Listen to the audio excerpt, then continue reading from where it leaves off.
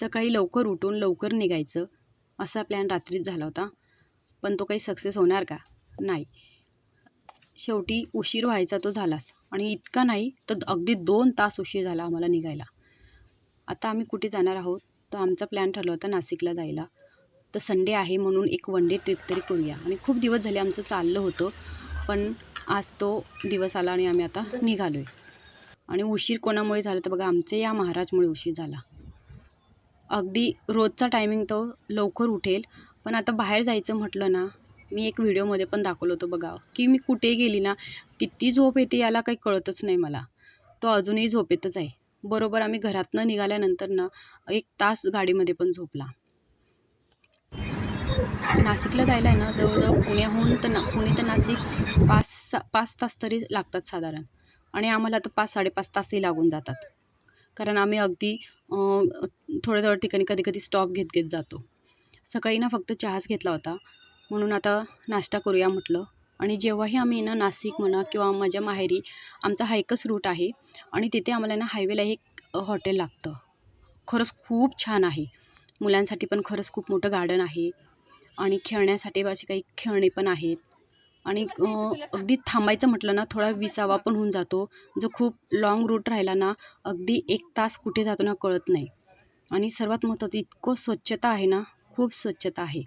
आणि काही ठिकाणी नाही तर स्टॉल पण आहेत, म्हणजे मसाले आहेत, काही भांडी वगैरे, गेम्स आहेत तिथं. खूप मोठं हॉटेल आहे आणि जेवण पण खूप छान आहे. तसं बघा, आता आल्या सर्वात आधी कृष्णाला असं वाटते की मला माझ्यासाठी सर्व गाड्या ठेवल्या आहेत तिथं. 1 राऊंड तर त्याला लागणारच होता. मग त्याने 1 राऊंड घेतला. आता त्याचं बघितल्यावर का दीदी शांत बसणार? नाही, तिलाही पाहिजे. तिने जरा वेगळंच घेतलं आहे. तिने पण 1 राऊंड मारला, आणि ह्या सर्व गाड्या घरी घेऊन जायच्या असं आज कृष्णाचं चालू होतं. अजून जा 1 राऊंड जा.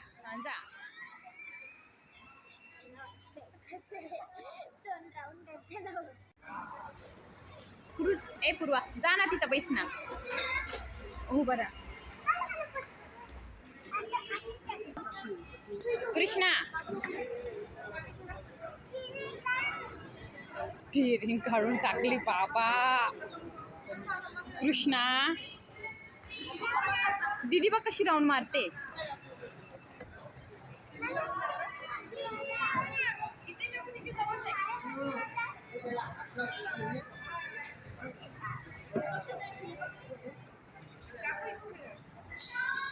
तू काय करते कृष्णा?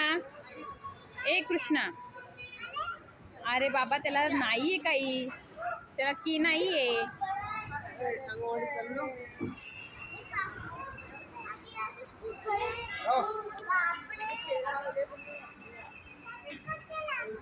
इकडे बघ, माझ्याकडे बघ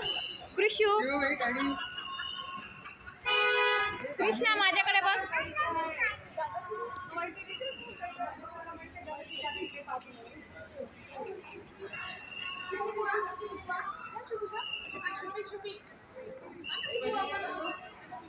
मी ना थोडा वेळ थांबले, का तर इतकं छान म्युझिक आहे ना, ते तुम्हाला ऐकायचं होतं.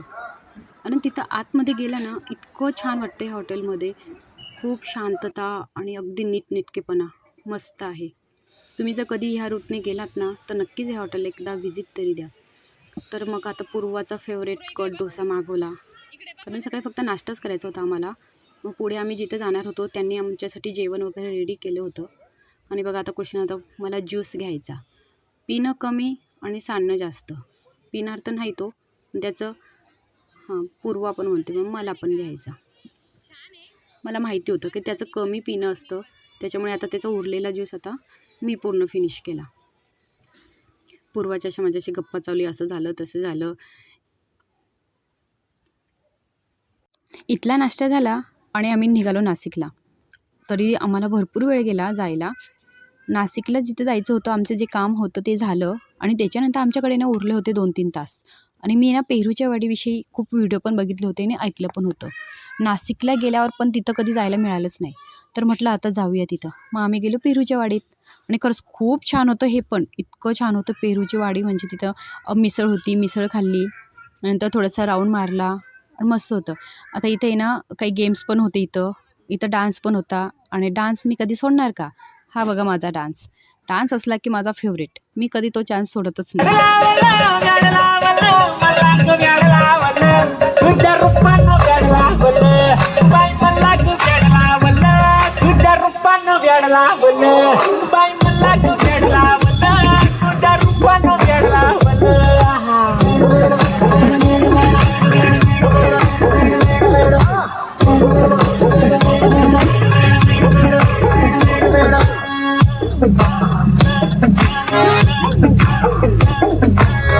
झालो काम सारा सोडून आलो मी. झालं तुझी मस्त म्हणे मला फॉलो. काय करू उठू मला कळना. ड्रीम करतो आणि काही दिसना, काही सुचना. सांगू कुणाला काही मी करू. ऐन ज्वानीची नाजूक शितोनार, ऐन ज्वानीची नाजूक शितोनार. साडी नऊवारी खरेदीला वरवार, साडी नऊवारी खरेदीला वरवार. वाट लागली झालो की तुला कार, तुझ्या बिगर ही जिंदगी बेजार. औंध लग्नाचा उडवूया ग पार. तुझ्याने माझा गप्पे. असा होता माझा डान्स. तर मग काय, डान्स झाला, मग आम्ही पुन्हा थोडंसं राऊंड मारायला गेलो. तर इथे ना हातावर बसणारे पक्षी होते, खूप सुंदर होते. त्यांना हातात काहीतरी दाणे द्यायचे खायला आणि ते दाणे खाण्यासाठी आपल्या हातावर यायचे. खूप छान कलरफुल इतके सुंदर पक्षी होते. आणि असे साईडला पण खूप मोठे मोठे पक्षी होते. त्याचा व्हिडिओ मला घेता नाही आला. तर खूप मस्त मोठे वेगवेगळे पक्षी होते, जे आपण कधी बघितलेच नाही, असे खूप छान पक्षी होते.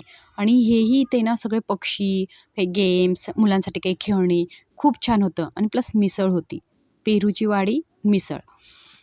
मग आम्हाला आता तिथून आम्हाला घरी यायला खूप वेळ झाला, म्हणजे उशीर होणारच होता. तर म्हटलं आम्ही आता रस्त्यात थांबलो आणि आम्हाला हेही हॉटेल इतकं छान भेटलं, इतकं सुंदर. म्हणजे हॉटेल नाहीच इथे, ते एक गावच आहे छोटं.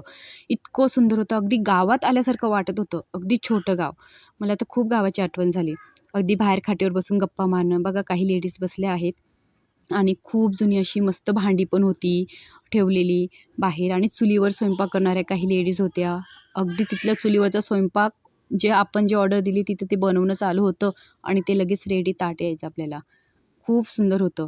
आजूबाजूला पण असे खूप असे देखावे पण त्यांनी केलेले होते. हे पण आम्हाला इतकं सुंदर, म्हणजे इतकी छान ट्रिप झाली आमची नाशिकची. वन डेच झाली पण इतकी सुंदर झाली. अगदी घाई नाही, काय नाही, सगळं छान. आणि जिथं गेलो ना तिथं अगदी मस्त 2-3 प्रकारचे आम्हाला हॉटेल मिळाले, पण खूप छान मिळाले. तर अशी झाली आमची वन डे ट्रिप नाशिकची. भेटूया नेक्स्ट व्हिडिओमध्ये. बाय.